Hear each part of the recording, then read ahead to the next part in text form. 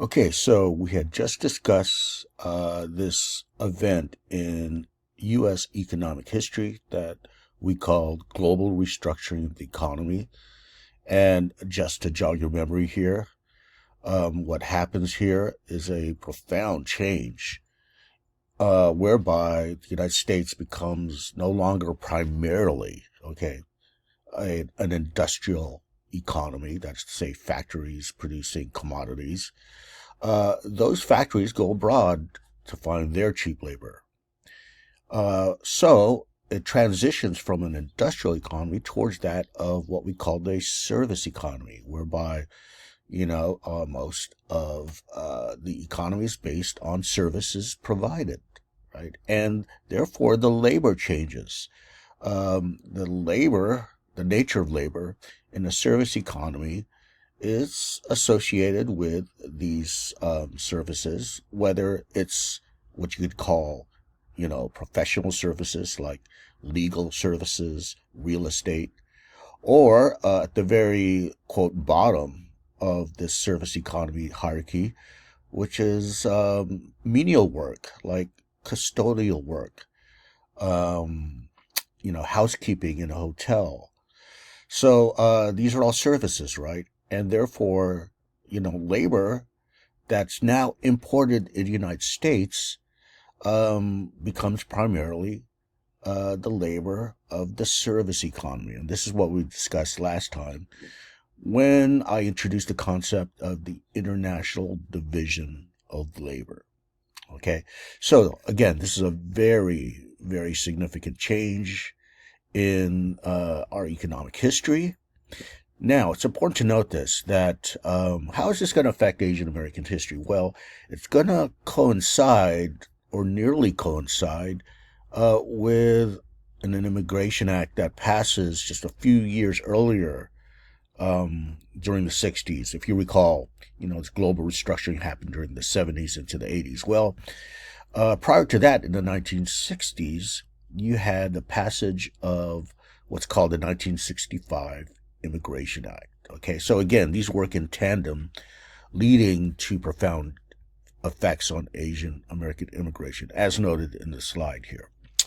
All right, so what is the 1965 Immigration Act? First of all, I want to say this. We're going to study this and focus more specifically on this when we discuss the topic of Asian American politics, okay? Because we're going to see how, political change, domestic and Cold War, was related to the change in immigration. But what I want to do is kind of introduce this for now. And the best way to introduce this, before I discuss letters A, B, and C on the slide, is talk about what preceded the 1965 Immigration Act. And this is something I already introduced, and it's actually mentioned here. By the way, there's an error on this letter C. Just ignore that, okay? The letter C goes down here. The 1924 Immigration Act. What is that? Okay, the 1924 Immigration Act, also known as the Johnson-Reed Act, named after the senators that sponsored this bill, was passed during the height of American nativism. And if you recall, that means anti-immigration, anti-immigrant sentiment. During the height of anti-immigrant sentiment that followed World War I in domestic U.S. society, okay, during the 1920s. And the intention of the 1924 Act is to stem the flow of immigration to the United States coming from countries that were deemed, in a racial sense, less desirable. Really, this is the viewpoint of what you could call the Anglo-Saxon perspective, okay? And at this point, and again, this is when the Anglo-Saxon race, so to speak, which we introduce in our discussion of colonialism and imperialism, the Anglo-Saxon, quote, racial stock, to use their term back then, were very anxious. They were wringing their hands about the possibility of the United States being overcome by other European racial groups, right? Which would lead to perhaps attenuating the domination of the Anglo-Saxons in the United States, right? So what they wanted to do is pass this law that drastically curtailed the flow of Europeans coming from Southern Europe and Eastern Europe. And why were they coming in the first place, these two areas of Europe? Okay. They were coming in to serve as labor, okay, in the factories, especially the East Coast, like, New York, Pittsburgh, and the steel factories, coal mining, even Chicago, meat packing, right? Many Eastern Europeans, Polish, Russians, what have you, coming in there. And that's because we had labor shortage. Again, much of this focuses on labor, right? So in order to replenish their labor supply, they sought this labor abroad. But it got to the point by the 1920s, after World War One, where the Anglo-Saxon leaders, right, politicians and what have you, felt that due to this largest flow in U.S. history of immigration coming into the United States, they needed to curb drastically this immigration flow. So that's the 1924 Act. And there's something called national origins quota in that. Okay. Again, I'm jogging your memory here, but what is the national origins quota? It's basically the way they attempted to curb this immigration. What they did is quite literally list countries that had an immigration history to the United States, A through Z. They looked at the racial composition, meaning skin color, and if you were darker skinned, like Italy, right? Or if you were just a racial group that was deemed inferior to Anglos, like, say, Slavic groups, right, in Eastern Europe. Well, they place a quota per year, per annum, allowed for immigration into the United States. Okay. And it was quite literally based on skin color, meaning that if you were a country, England, for example, right, you had a very high quota of what was allowed every year. If you were Italy, significantly lower.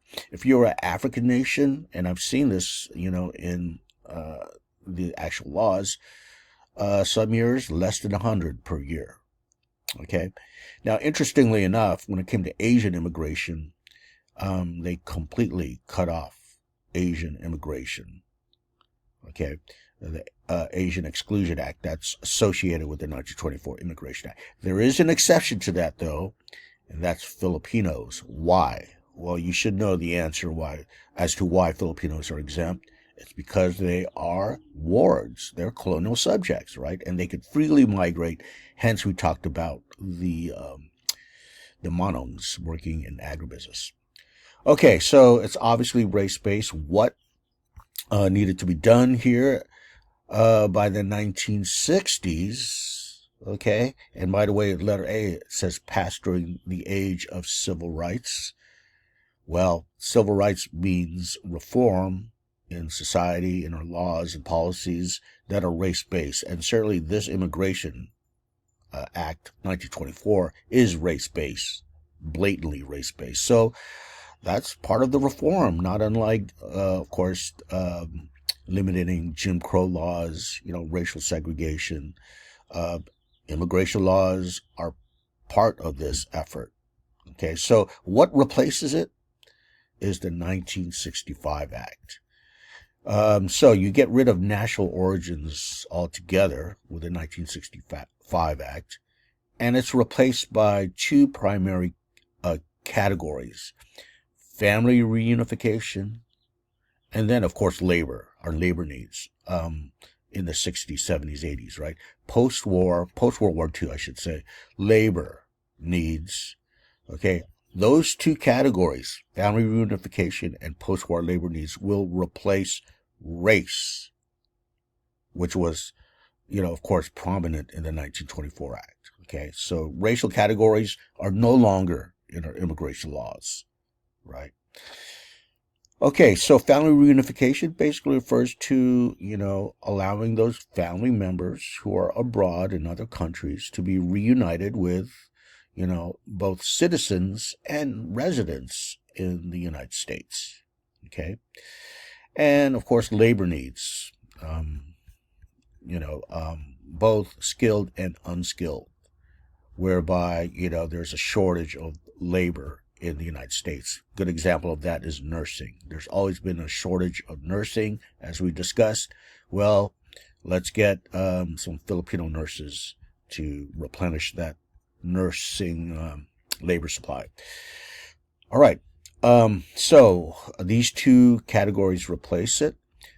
And as I mentioned, we'll discuss this in much more detail in a future topic. But for now, just remember that these two events here, one being immigration policy and one being economic, even though they're tied together because, of course, post-war labor needs are economic, right?